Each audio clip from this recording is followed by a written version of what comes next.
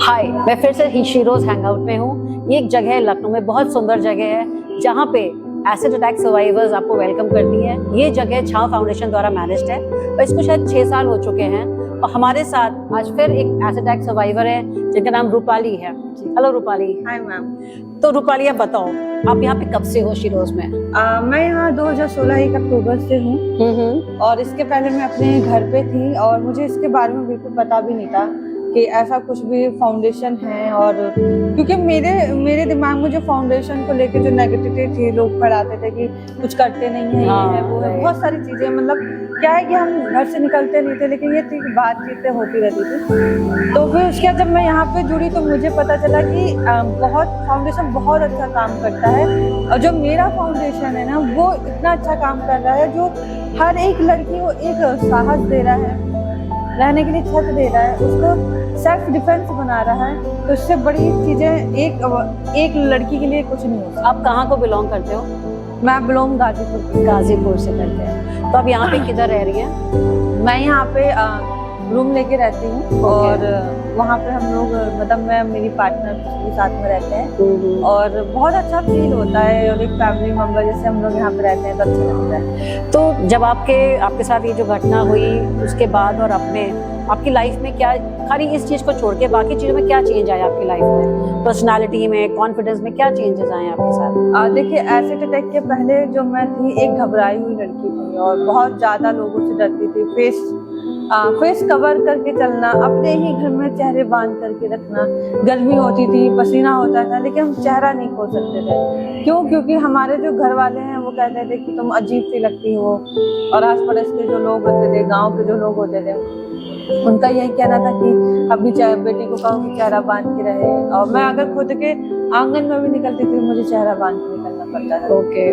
But जब मैं यहाँ आई और शीरोज हैंगआउट कैफे में मैंने ज्वाइन किया, छाव फाउंडेशन में जब कनेक्ट हुई, तब मुझे पता चला कि मैं पहले अपने आप को गलत ठहराती थी कि शायद मेरी गलती होगी या मेरी ही कुछ कमी होगी जो मेरे साथ ऐसा हुआ, शायद मेरे कर्म ऐसे होंगे। तो बहुत सारे मेरी चीज़ों दिमाग में चलते थे।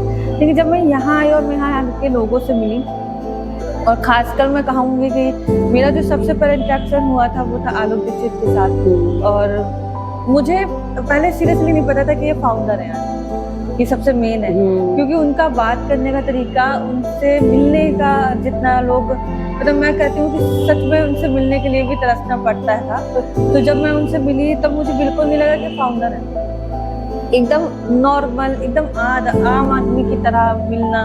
तो मुझे बहुत देर तक उन्होंने समझाया, ब्रीफ किया, फिर काफी, मतलब मैं 2 से 3 घंटे उनके साथ थी। लेकिन उस बीच में मुझे ऐसा लगा ना कि कोई मेरा बड़ा भाई है जो मुझे समझा रहा है।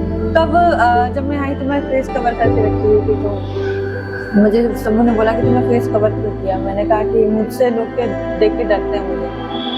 तब आलोक भाई ने बोला, और हमारे यहाँ ग्रेस मस्जिद थी, उन्होंने समझाया कि गलती तुम्हारी तुम न थी कि तुमने अपने ऊपर से ऐसा किया क्या? तो मैंने कहा नहीं सर, ऐसा तो कुछ नहीं है, फिर जिसने तुम्हारे ऊपर ऐसे अटैक किया ना वो गलत है। तब मेरा वो वहाँ से माइंड ओपन हुआ और मैं जब धीरे धीरे लोगों को समझने लगी, तब मुझे लगा कि मतलब कमी मुझ में नहीं, कमी उसमें थी, उसकी सोच में थी। बिल्कुल। तो फिर मैं क्यों दबती रहूं? तो तब से लेके आज तक मैंने, मेरी लाइफ का जो सबसे बड़ा दर्दनाक चीज था फेस कवर करना, उसको मैंने रीओपन किया और उसके बाद से आज तक मैं। तो आपके साथ लाइफ में सबसे खराब समय वो था, और अब इस समय, अभी तक जितने भी आपके साल हुए हैं आपकी लाइफ में, सबसे अच्छा क्या समय है आपका? क्या समय? सबसे अच्छा समय तो मेरा यही है कि मैं सेल्फ डिफेंस हूँ, मुझे किसी से डर नहीं लगता।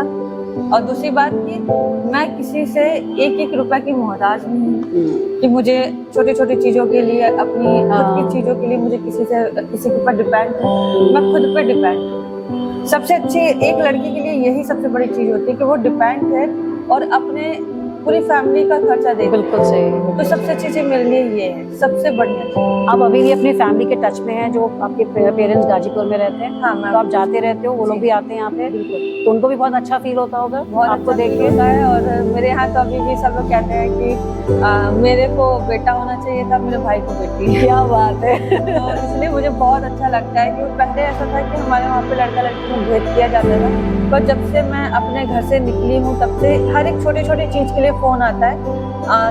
हालांकि मेरे पापा घर के मुखिया हैं, बट पापा से बाद में पूछा जाता है, मुझसे पहले पूछा जाता है। क्या बात है। तो ये चीज एक फर्क है, और मुझे भी कहीं ना कहीं लगता है कि इंसान बहुत चीजों को महत्वपूर्ण देता है। इंसान हर एक चीज के रहता है कि अरे यार मेरे उसके बिना मेरी लाइफ नहीं चलेगी, इस चीज के बिना मेरी लाइफ नहीं चलेगी।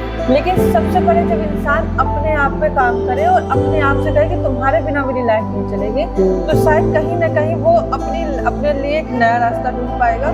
फिर उसको समझ में आएगा कि मैं अपने लिए ही कितनी महत्वपूर्ण हूँ। क्या बात है।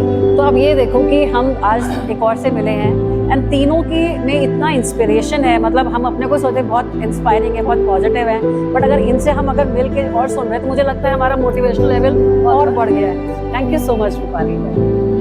एक मिनट, एक